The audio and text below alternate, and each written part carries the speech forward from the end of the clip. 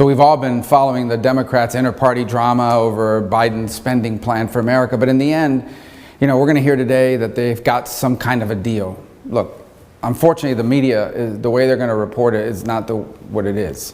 The whole focus is going to be on the fake top-line number, right? The squad wanted $7 trillion. The Democratic budget said $3.5 trillion. But today, the deal, whether it's 1.5 or 1.75 or $2 trillion, it doesn't matter. It's still socialism. It's still Build Back Socialism.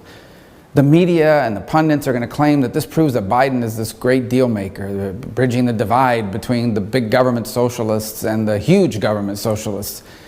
So it's going to fall on those of us who know the truth and see this plan for what it is to inform you, the American people.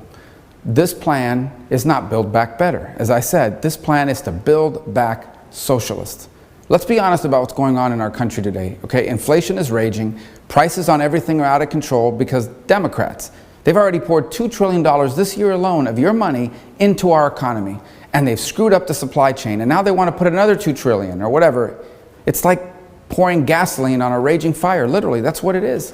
It's actually more than $2 trillion or whatever number they come up with, because all they have to do to get a lower number is they just take these programs and say, okay, instead of 5 years, it's going to be a 2 or 3 year program, because that's a gimmick.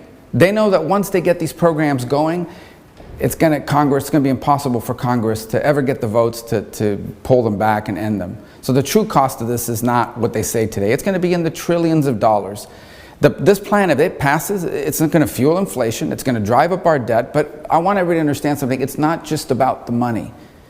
What it really is about is the programs, because the programs codify socialism. It puts socialism into our law. Let me give you an example. It puts the federal government in charge of pre-K and child care in America. Okay? Because when you become the biggest payer of it, you control it. That's what the government becomes. And then once you become the biggest payer and you control it, now you can use it to blackmail churches and religious organizations who run pre-K or child care programs.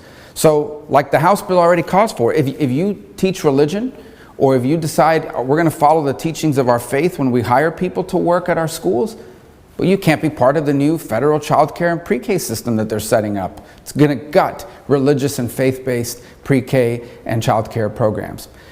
About $400 billion of this apparently is for the IRS. What is that for? It's to hire, 87,000 was their original number, IRS enforcers that are going to go through people's bank accounts and businesses to see what you own, what you spend, what you're worth.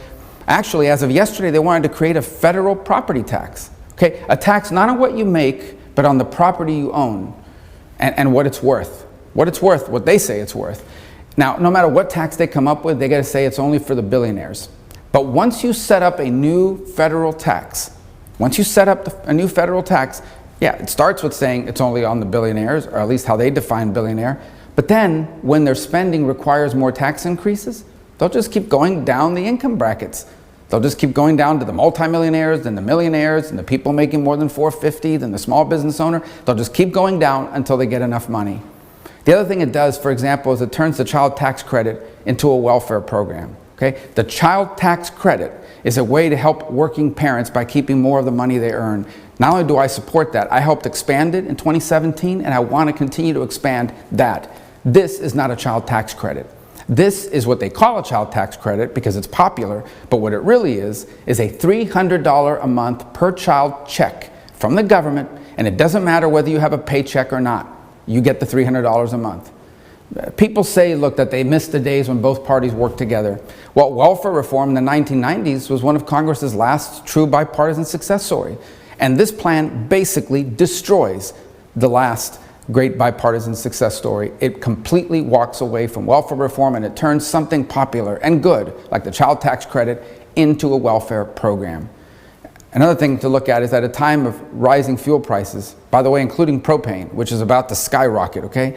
This plan puts a tax on American natural gas. We are blessed as a country to have access to natural gas. It's one of the things we lead the world in. And what they want to do now is put a new tax on it. And what that will do, not only will it decapitate and hurt our economy, it's going to increase prices on everyone. It's going to destroy at least 90,000 jobs. They also create a $100 billion slush fund. Why? So that every leftist donor in America who started some green energy business can now go feed off of your money at the trough.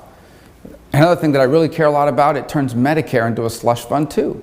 It uses it as a piggy bank. Okay, by promising to pay for more things, we're going to provide more services.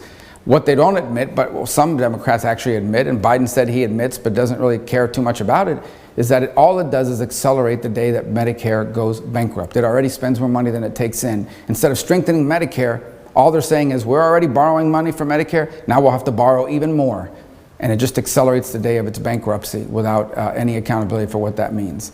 In the middle of a historic border crisis and an illegal immigration surge, we have hundreds of thousands of people en route to the United States at different stages. Okay? In the middle of all that, they want to give amnesty to millions of people who already entered this country illegally. Every time this country has done any sort of immigration law changes by executive order or by law, all it does is increase illegal immigration because people misinterpret it. And they think, well, there's a new law, now I can come. We already have a crisis at the border. And instead of spending money on enforcing the law, they're actually inviting more people to come illegally. You know what's interesting? Joe Biden didn't run or campaign on the agenda that he's now pushing. All these crazy ideas, he didn't campaign on this stuff. And you know why? Because the majority of Americans think this is complete and utter lunacy. This is crazy. But this is the agenda of the leftist base that now controls the Democratic Party. The agenda of the radicals who raise their money and knock on their doors. You want to know how they raise all that money every quarter? It's for these crazies. And they're the ones that control the party. And these are the people who think America is a terrible country, that America is a country with a shameful history, a racist and unjust system, and that this is what, and all these ideas is what they've long waited for. This is what they've always wanted, for the opportunity to ram through their deranged left-wing socialist agenda. They don't care if they lose the majority. They want to ram it through now because they don't think we'll ever have the votes to get rid of it once it's in place. Guys, look, bottom line is this. This is not a plan to fix America. This is a plan to demolish it and to rebuild it into the socialist utopia that they've fantasized about for all those years at the faculty lounges of our universities and in all these other crazy places. This is the whole thing. It's not a divide between liberals and conservatives. This is not a divide between Republicans or Democrats. You know what this is a divide between? Normal and crazy. Between common sense and utter lunacy. That's what the divide is. If this plan becomes the law, the damage that it's going to do to our country, it's hard to describe, impossible to exaggerate, and painful to think about. Never in our lifetimes has our economy, our culture, our values, our way of life faced such a grave risk from people in our own government. And if we don't defeat this, the days of trauma and chaos that lie ahead are real.